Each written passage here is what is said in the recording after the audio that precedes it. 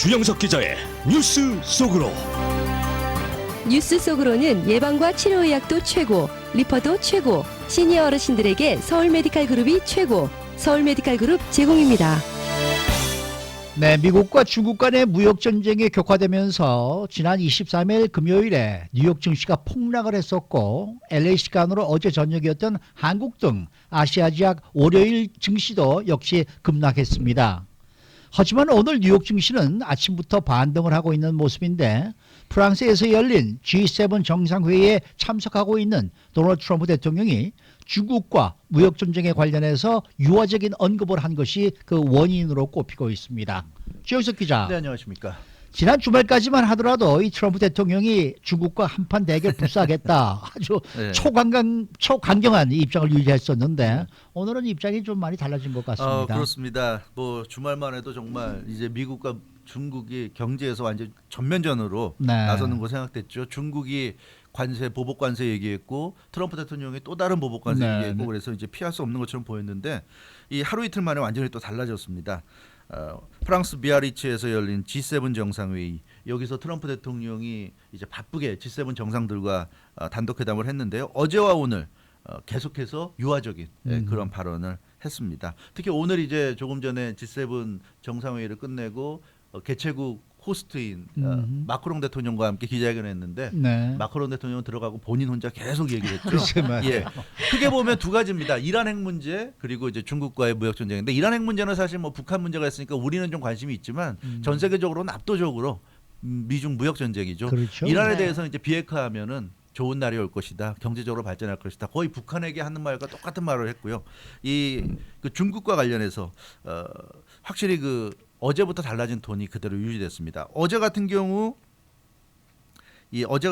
저 일요일이었죠. 일요일 날 존슨 그 영국 총리와 보리스 존슨 영국 총리와 회동을 했습니다. 여기서 중국에 대한 추가 관세 인상 결정을 재고할 가능성은 있는지 이 기자들로부터 질문을 받았는데요. 네. 이 보리스 존슨과의 회담 이후에 기자회견에서 물론 재고할 수 있다. 재고하려면 하는 것이지 안 할 이유가 있나? 뭐 이런 얘기해서 기자들이 깜짝 놀랐고요. 다시 물어봤습니다. 정말 중국에게 추가 보복 관세 한다고 얘기한 것을 재고할 것입니까? 그러니까 그러는 편이 나을 것이다. 이렇게 두 번이나 반복했습니다.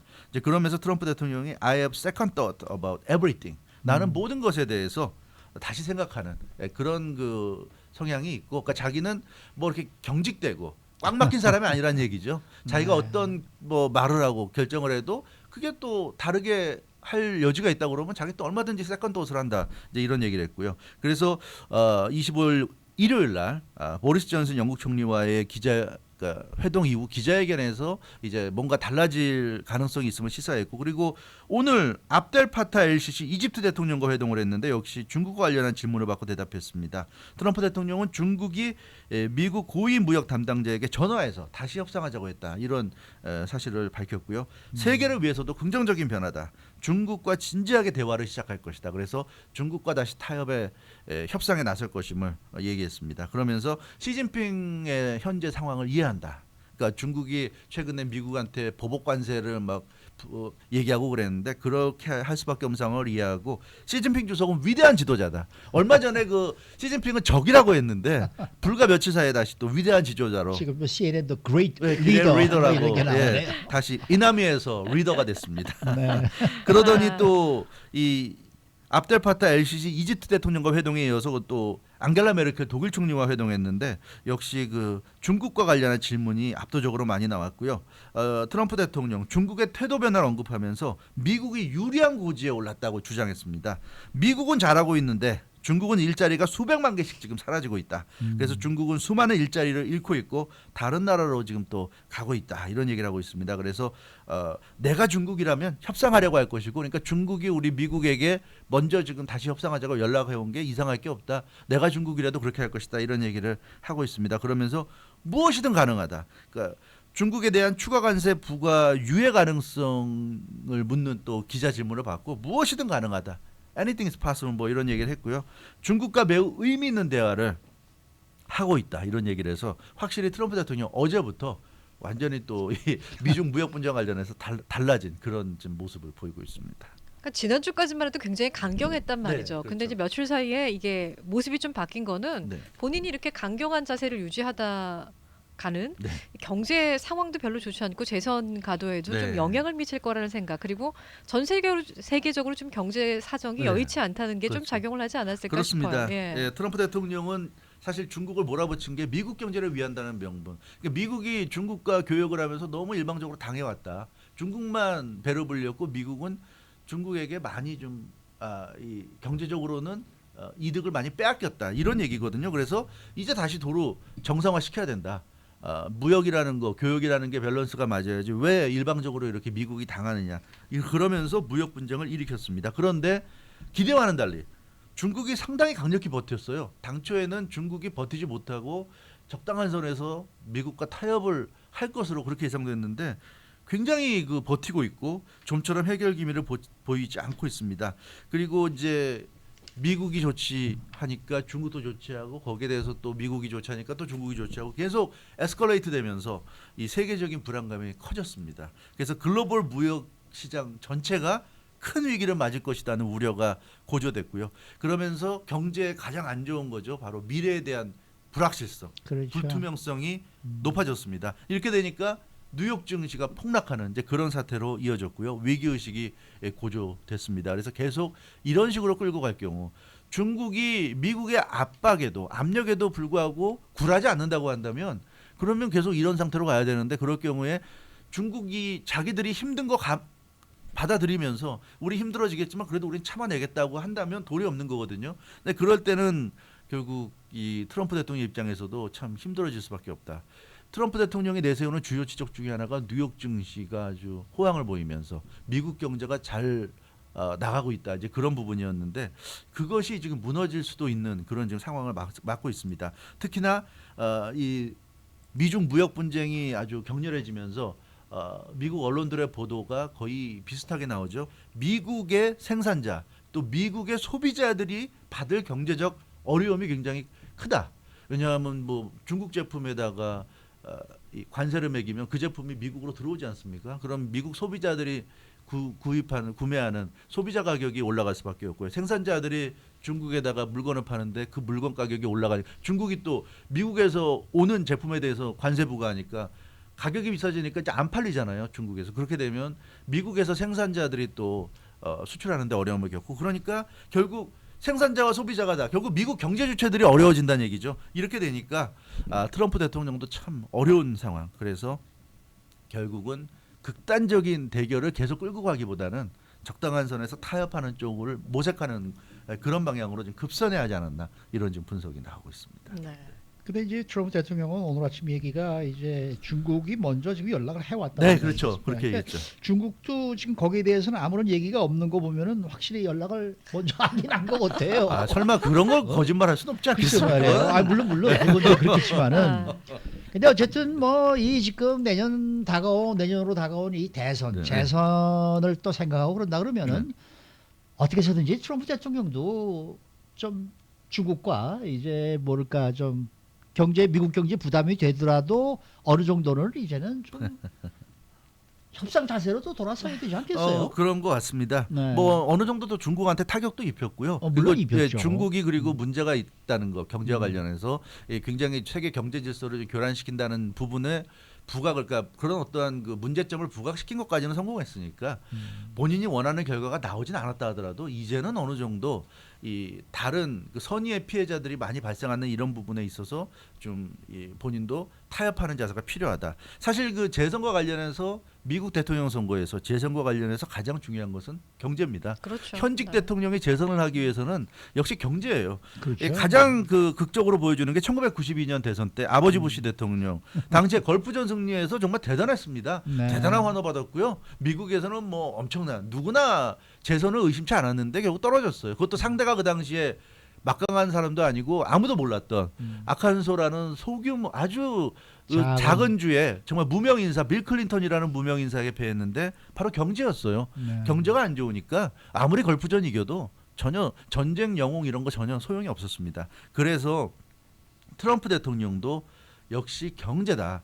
현재 조 바이든을 비롯한 주요 민주당 대선 예비 후보들에게 지지율 밀리지만 경제가 좋기 때문에 자기는 경제가 살아날 수 있다고 한다면, 경제가 계속 지금처럼 좋은 상태를 유지한다고 한다면 당연히 자신이 있다. 이게 이제 트럼프 대통령 생각이었는데 최근 들어서 뉴욕 증시의 폭락 현상이 자주 나타납니다. 그래서 빨간불이 켜지고 있고요.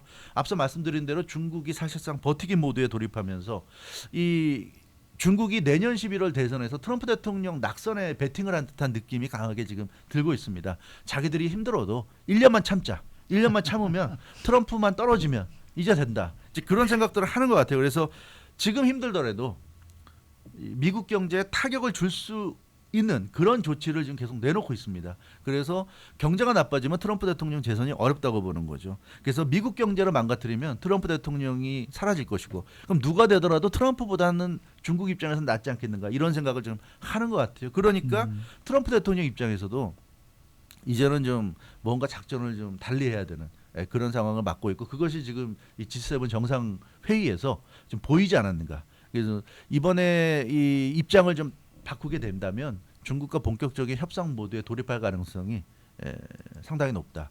그런, 그리고 시진핑 입장에서도 트럼프 대통령이 좀 협상을 하겠다고 나온다면 그걸 굳이 마다할 이유는 없는 거니까. 그렇죠. 근데 그렇게 되면 어느 정도 미중 간에 타협의 여지도 있지 않을까, 그렇게 좀 볼 수 있을 것 같습니다.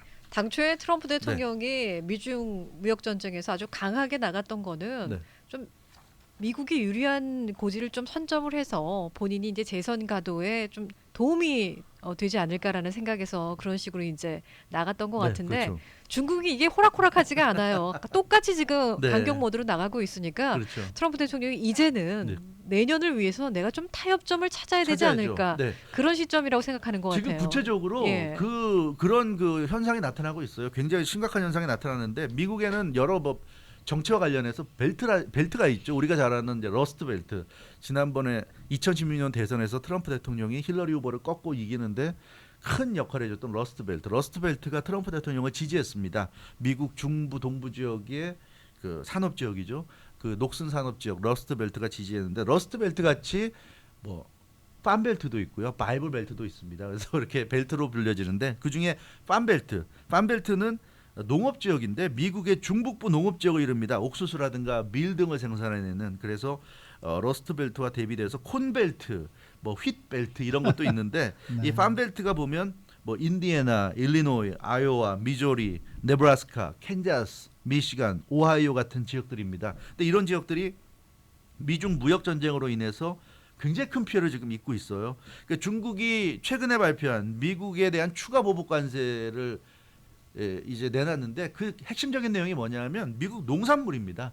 미국으로부터 중국으로 수입되는 그 농산물을 타겟으로 삼아서 집중적으로 관세 폭탄을 매겼습니다. 이렇게 되니까 미국으로부터 들여오는 뭐 옥수수나 밀 같은 거에 굉장히 그 가격이 높아지니까 이 미국의 그 생산자들이 큰 타격을 입을 수밖에 없어요. 그러다 보니까 AFBF, American Farm Bureau Federation, 그러니까 미국 농민연맹입니다. 미국 농민연맹이 최근 계속해서 목소리를 지금 높이고 있습니다. 이달 초부터 여러 차례 트럼프 대통령의 대중 정책을 비판하는 성명을 발표했는데, 이 미국 농민연맹이 발표한 자료를 보면, 미국 농무부가 발표한 자료를 이제 월스트리트 저널이 보도했는데, 거기에 보면 미국 농산물의 대중국 수출이 최근 3년에 걸쳐서 급격히 감소했습니다.